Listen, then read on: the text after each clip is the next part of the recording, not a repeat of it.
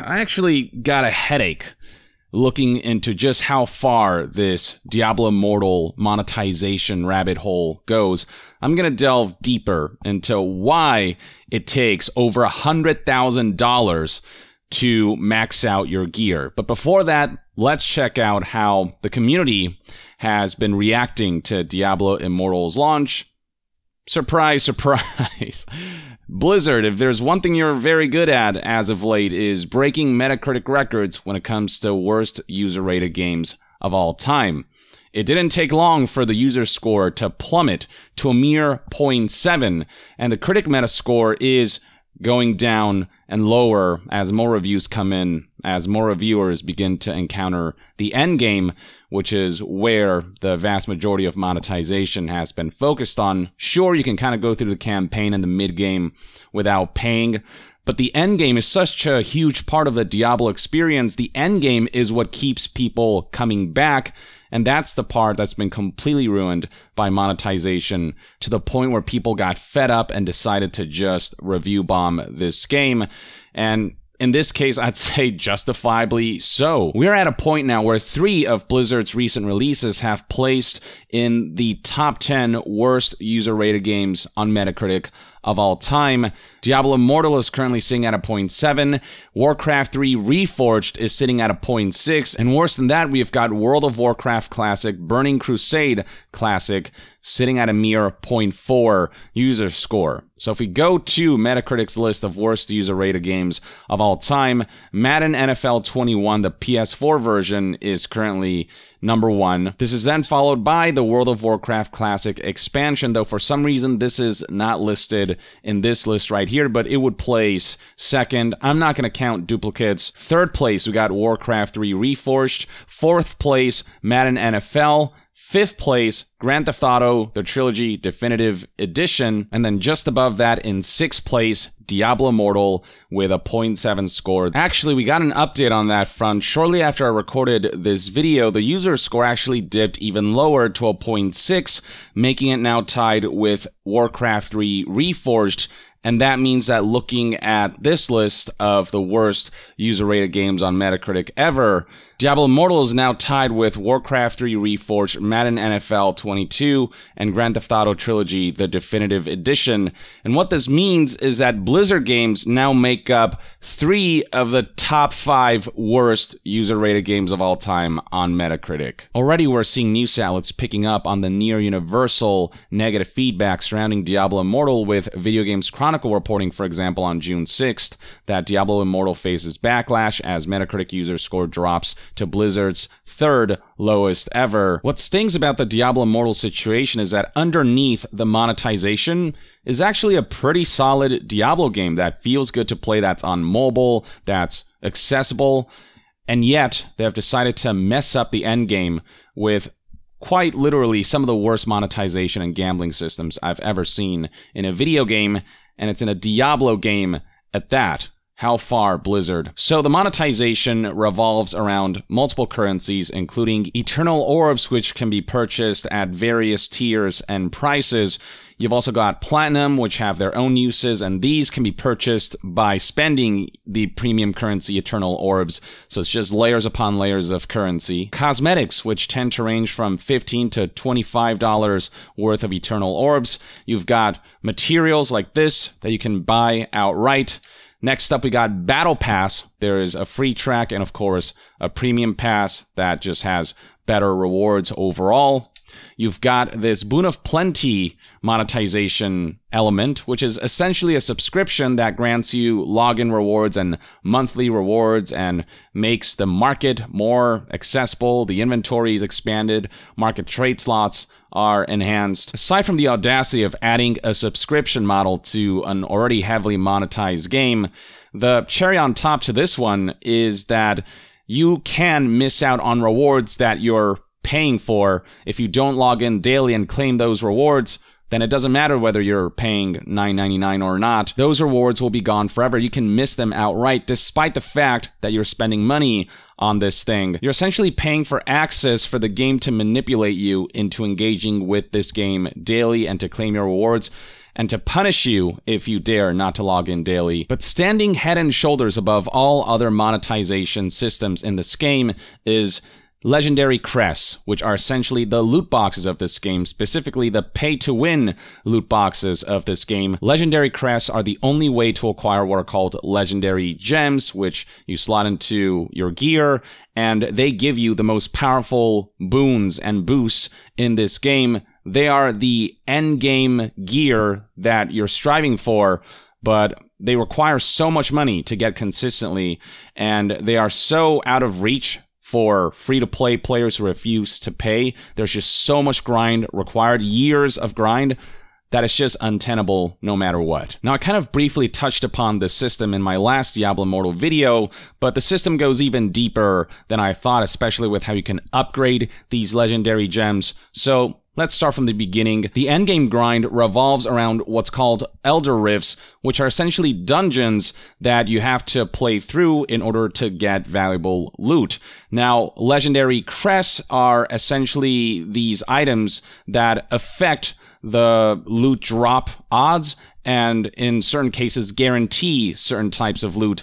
So by using a legendary crest, you're essentially creating a loot box through an Elder Rift dungeon that you first have to get through and complete before you're awarded the guaranteed loot that the legendary crest allows. It's just a loot box with the extra step of having to finish a dungeon. Now, you do have rare crests, which are handed out more generously by the game, even for non-paying players, but legendary crests, you only get very few of those without paying. The rest you do have to buy in bulk, essentially, to make the progression of this endgame viable. Because legendary crests are the only way to obtain the coveted 5-star legendary gems. Rare crests only offer 1 to 2-star. If you want to max out your gear, you have to go for legendary crests, of which very few are awarded through gameplay.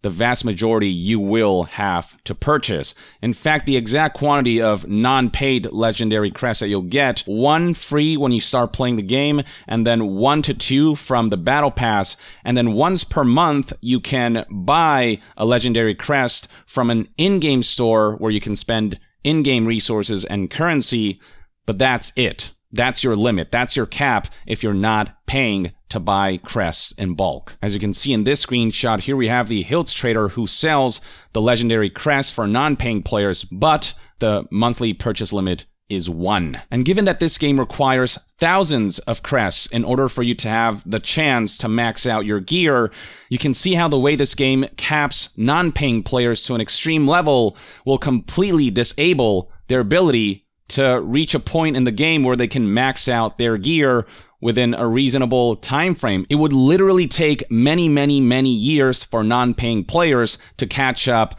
with whales who can afford to pay thousands of dollars on this stuff, or who are too addicted and would spend thousands of dollars, even though that's money that could go elsewhere. And I'm not even talking about a few $1,000s. We are talking about hundreds of thousands of dollars based on this game's odds and the rate at which those odds hand out rewards. And of course, this is the kind of game where if you run out of certain resources, if you're out of legendary crests, it'll immediately prompt you to buy more. It'll keep reminding you that adding legendary crests guarantees legendary gem drops. Pop-up menus reminding you of the existence of the store are everywhere, with prompts like these telling you to get more legendary gems and them kind of indicating how to do that, how to spend money to do that. And to show you what a big deal these legendary crests are, to show you just how much loot you get from Elder Rifts if you use these legendary crests, here we have Asmongold, who posted the following tweet with a video that highlights pay to win versus free to play. I'd actually like to check this out. So here we go. So what we're going to do here is I'm going to run this, and this rift right here is going to cost me about $20. Yeah, it's really not a big deal. Oh, he's almost dead. Okay. So you can see bountiful loot if you spend money to apply a crest to the Elder Rift. We're going to do no crests. I'm going to show you guys what just an average run looks like, okay? Now watch this. See the loot. That's it. That's it. There's no chest. I didn't get any upgrades. If you don't apply a crest, your odds of getting good loot are practically nil. And even when you do apply crests, the odds are so against your favor that, yeah, you're just going to have to spend a whole lot of money to get what you want. Forbes here highlighted the percentages. So right here we got odds for 1-star capped and 2-star capped gems, 75% and 20% respectively. These are from rare chests, and as I explained, you've got 1-star gems, 2-star gems, and then 5-star gems with 2 out of 5, 3 out of 5, 4 out of 5, or 5 out of 5 stars, and that's where we see those odds vastly diminish. 2 out of 5 star, 3.75%, 3 out of 5 star, 1%, 4 out of 5 star, 0.20%, and the highly coveted 5 out of 5 star, the one that you really want, 0.05%, a 1 in 2,000 chance. Now, there is a pity system where every 50 legendary crests will guarantee 1 5-star gem, but that comes nowhere close to making up for how slow the rate of earning 5-star gems is in this game, for both paying players and non-paying players. Keep this 1 in 2,000 chance in mind for a 5-star legendary gem as we delve into how upgrading these gems work, because that's where you're really going to be sinking a whole lot of currency, premium currency. So the power of a gem is determined by 2 factors, the star count and the gem's rank. The star count is just determined by the loot box, with the odds again relayed right here by Forbes. And you can also find a similar chart on this Wowhead website that has a guide on Diablo Immortal systems. 2 out of 5, 3 out of 5, 4 out of 5, 5 out of 5. Though notice that the odds relayed here are actually higher than what Forbes relayed. I believe this is from the beta. I'm not entirely sure, but this is definitely not the most up-to-date percentages, not the most up-to-date odds. What Forbes has shown here seems to be what people are referencing when talking about the final version of the game. I would not be surprised at all if Blizzard decided to drastically reduce the odds for the final game. So the first step to maxing out your gear is hope you get those rare 5-star legendary gems that are so coveted in this game, which is just rarely going to happen with that 1 in 2,000 chance. But once you do have a 5-star legendary gem that you'd like to upgrade, that's where you have to start earning what are called gem power, which can be earned by breaking down other legendary gems and gem fragments. So the name of the game is very much grinding out legendary gems and then expending those to earn the resources to upgrade the 5-star legendary gems that you actually want to upgrade. But things get more egregious the higher rank you go. So legendary gems can be 1 to 5-star. You want to get the 5-star through probability, and then from there you can upgrade that gem from rank 1 all the way to rank 10. And at certain ranks, legendary gems require rank 1 copies of themselves to level up. So not only do you have to hope you get the 5-star legendary gem, but you also have to hope that you get it over and over and over and over again. Oh, but it gets worse. So with 5-star gems, you need rank 1 gem copies starting at rank 3. So the first 2 ranks you can just power up through gem power. From rank 3 onwards, you're going to have to pulling copies or duplicates of the 5-star gem that you hope to increase to rank 10. But once you get to rank 5 and above, 5-star legendary gems require multiple copies of that 5-star legendary gem in order to increase rank. So it's not this linear progression, it's one where it gets exponentially more difficult the higher rank you go. Now, just how many duplicates of that 5-star gem do you need to get it up to rank 10, you ask? Well, that's detailed right here. Aside from the fact that you need 4,450 gem power total, you also, on top of that, need 73 rank 1 gem copies to get a 5-star gem up to rank 10. You need to hope that you hit that 1 in 2,000 chance 73 times and that you get the required duplicate gem that you want to upgrade at that. And here's the thing, this might actually be outdated. In a Reddit post that details how it costs $100,000+ in order to max out all your gear, this number is at 100. You need apparently 100 of the same 5-star gem to get it to rank 10. I'll get to that in a bit. And here's the thing. Once you get to rank 10, you're still not done, because once a 5-star legendary gem gets to rank 10, you can do what's called awakening legendary items. The process of awakening a legendary item adds a new power to that item, improving its core ability. And the way you awaken a legendary item is by ensuring that that legendary item is at rank 6 plus before socketing in the rank 10 legendary gem. And then, and I kid you not, spend more money is basically what it comes down to. Spend 1,000 eternal orbs, the premium currency which you can only obtain by spending money, in order to purchase a Dawning Echo from this NPC. It's literally an extra fee slapped on top of all the money you've already spent gambling for all those 5-star gems to get your gem up to rank 10. Oh, and look at that. If you want to purchase that exact amount of eternal orbs, there's no such option, because there's nothing between the $10 630 eternal orbs package and the $25 1650 eternal orbs package. You have to shell out $25. You have to shell out more money than you would otherwise want on eternal orbs in order to engage with the next phase of 5-star legendary gems upgrading. Now, okay, you've raised your eternal gems to rank 10. You have awakened your legendary items.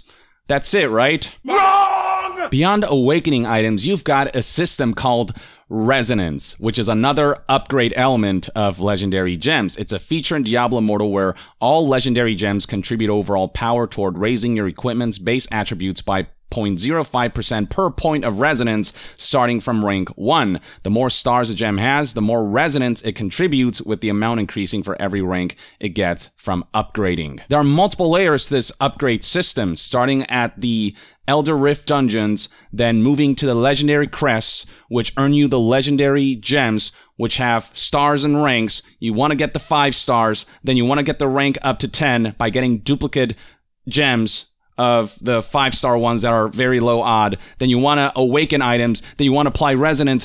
It just keeps going, and all of it involves you just paying more and more and more money. And the sheer amount of rare gems that are required to max out your gear, it is no wonder that maxing out a Diablo Immortal character could reportedly cost up to $110,000. Now, that over $100,000 figure was brought up by this Reddit user who posted the following thread, whose headline reads, "There's a single stat in this game that currently costs around $50,000, referring to a stat that essentially unlocks after getting to a certain point in this game's progression system. So here's how this thread explains things. In the launch version of the game, it takes about $40,000 to $45,000 to fully max out 6 5-star gems to rank 10. You need 100 of each. So we went from 78 from that guide that we were looking at to 100 of each, according to this Reddit poster, plus the corresponding gem power for each of those 5-star gems. And after taking into consideration the low odds that this game offers, we're talking about 20,000 crests that you'd have to spend money on and use, which is around $45,000. And then from there, if you want to awaken and then fully resonate your stuff, in order to go from 40-50 to 50-50 on your 5 gems resonating boards, you would have to spend about another $50,000 to $60,000. Add those numbers up, and we're looking at a grand total spending to fully max out your gear of just a little over $100,000. And keep in mind, this is assuming the best case scenario. There are others like Shroud here who have estimated that this game could cost $500,000 to fully max out a character realistically. Obviously, that's just him throwing out a speculative guess, but I wouldn't be surprised. And even if it is lower than $500,000, the fact that it's at least $100,000 is nothing to scoff at. People are utterly and completely baffled that Blizzard would push monetization this far, especially given the rock bottom state that the reputation of Activision Blizzard and even Blizzard itself is at currently. You've got the streamer right here, Ted Basinchi, who tweeted, okay, hold up. Am I understanding this correctly for Immortal? Once you get a legendary gem to rank 10, you can further enhance that gem and its item's power to the next level, Awakening, which needs a mat that literally only comes from the store for $15. Bruh, tell me this is wrong. Say psych right now, he says.